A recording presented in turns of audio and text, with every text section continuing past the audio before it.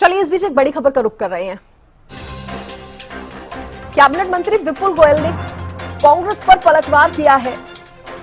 कांग्रेस जहां जीतती है वहां पर ईवीएम सही हो जाती है।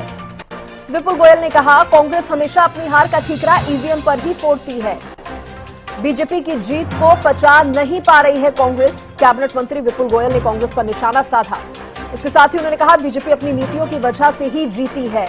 नया विधानसभा भवन हरियाणा की जरूरत है। नए विधानसभा भवन को लेकर भी कैबिनेट मंत्री विपुल गोयल ने प्रतिक्रिया दी और उन्होंने कहा कि ये जरूरत है, हरियाणा की जरूरत है। नायब सैनी जैसा सीएम मिलना प्रदेश के लिए सौभाग्य की बात है। विपुल गोयल ने कहा कि सीएम बनते ही नायब सैनी ने 24,000 नौकरियां दी।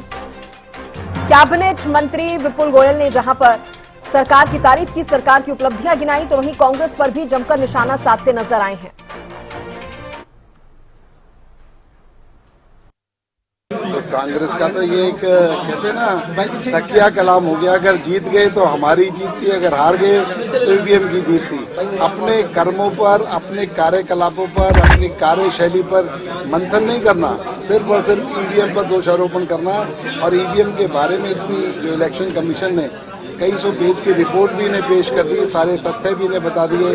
अभी लोकसभा चुनाव होके चुका है, उसमें तो जीत का जश्न मना रहे थे जब ईवीएम कहीं नहीं थी। आज तेलंगाना में सरकार बनाई, ईवीएम कहीं नहीं थी। हिमाचल में सरकार बनाई, ईवीएम नहीं थी। कर्नाटक में सरकार बनाई, ईवीएम ठीक ठाक थी।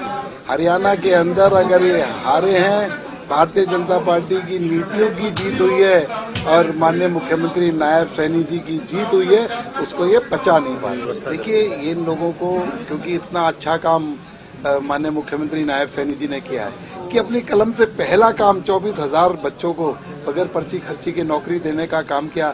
इतना बड़ा उसका जो पॉजिटिव रिएक्शन पब्लिक के अंदर मिला, वो कांग्रेस को पच नहीं रहा।